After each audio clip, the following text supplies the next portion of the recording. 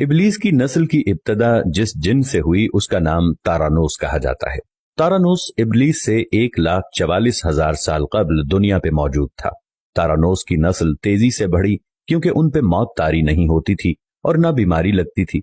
अलबत्ता ये चूंकि आतशी मखलूक थी तो सरकशी बदरजाए उत्तम मौजूद थी। इस जिन्नों की नस्ल को पहली मौत फरिश्तों के हाथों पैदाइश के 36,000 साल बाद आई, जिसकी वजह सरकशी थी। यहां पहली बार मौत की इब्तदा हुई, इससे पहले मौत नहीं होती थी। बाद में चल्पानेस नामी एक नेक जिन को जिन्नात की हिदायत का जिम्मा सौंपा गया और वो ही शाह जिन्नात करार पाए। इसके बाद बामोस को यह जिम्मेदारी दी गई। बामोस के दौर में ही चलेपा और तबलीस की पैदाइश हुई। ये दोनों अपने वक्त के बेहद बहादुर जिन्नात थे और उनकी कौम ने चलीपा को शाशेन का लक़ब इसके शेर के जैसे सर की वजह से दिया। इन दोनों जिन्नात की वजह से सारी कौम कहने लग गई कि हमें उस वक्त तक कोई हरा नहीं सकता जब तक शाशेन और तबलीस हमारे दरमियान मौजूद हैं।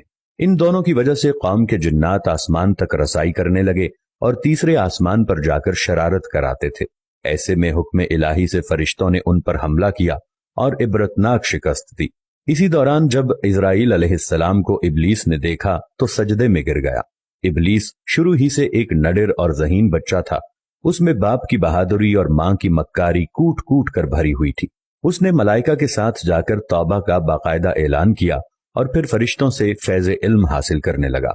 इल्म हासिल करने और रियाजत का ये आलम था कि पहले आसमान पे आबिद, फिर दूसरे आसमान पे जाहिद, तीसरे आसमान पे बिलाल, चौथे आसमान पे वाली, पांचवें आसमान पे तकी और छठे आसमान पे कबाजान के नाम से मशहूर हुआ।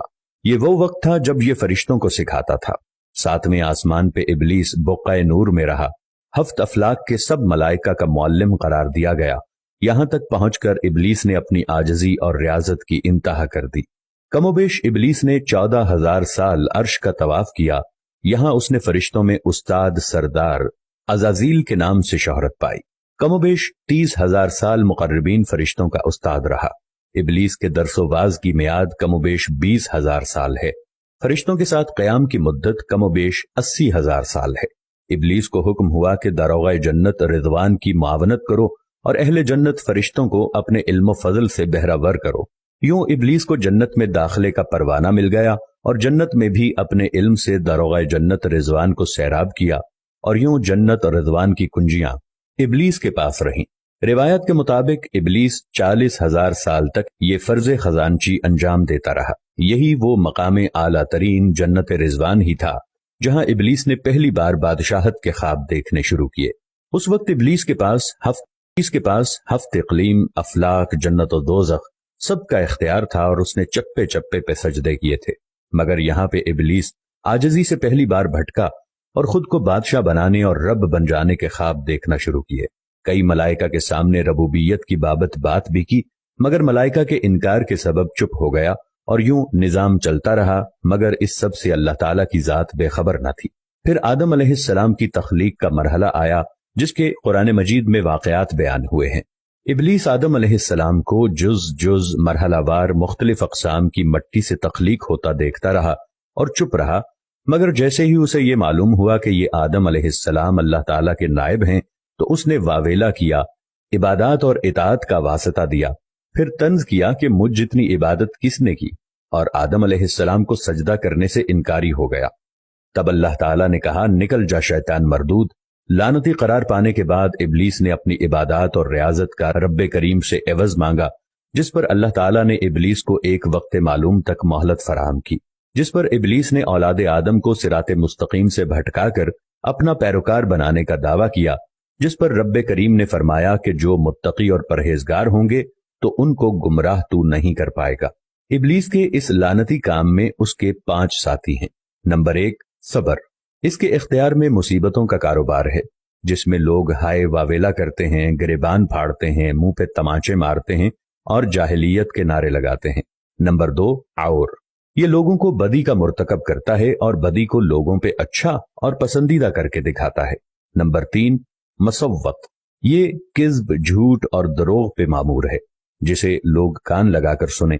ये इंसानों की शक्ल अपनाकर उनसे मिलता है और उन्हें फसाद बर्पा करने की झूठी खबरें सुनाता है। नंबर 4, दासम। یہ آدمی کے ساتھ گھر میں داخل ہوتا ہے اور گھر والوں کے عیب دکھاتا ہے اور آدمی کو گھر والوں پہ غضبناک کرتا ہے۔ نمبر 5 زکنیور، یہ بازاروں کا مختار ہے، بازاروں میں آ کر یہ بددیانتی کے جھنڈے گاڑتا ہے، بازاروں میں برائیوں اور فحاشی پہ ورغلاتا ہے۔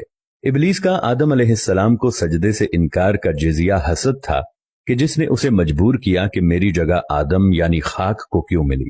یہ اس کا جزیہ تکبر اور غرور تھا کہ میں اعلیٰ ہوں، اور اس ایک سجدے کے انکار کی بات نہیں تھی، بات اطاعت سے سرکشی کی تھی، شرک کی تھی۔ ابلیس نے دل میں خود کو رب مان لیا تھا۔ اسی شرک عظیم کی بدولت ابلیس تا قیامت رسوا و لعنتی ٹھہرا اور اولاد آدم کو بھٹکانے کے لیے آزاد قرار پایا۔ حاصل نتیجہ یہ ٹھہرا کہ رب کریم کو انسان کی عبادات، عاجزی، علم و دانش سے کچھ غرض نہیں ہے۔ رب کریم صرف دیکھتا ہے کہ دل میں اطاعت و فرما برداری کتنی ہے۔ اسی بنیاد پر تقوی اور پرہیزگاری کے درجے قرار پاتے ہیں۔ اللہ کریم ہمیں اپنی نیت کو درست رکھنے کی توفیق عطا فرمائے، آمین یا رب العالمین۔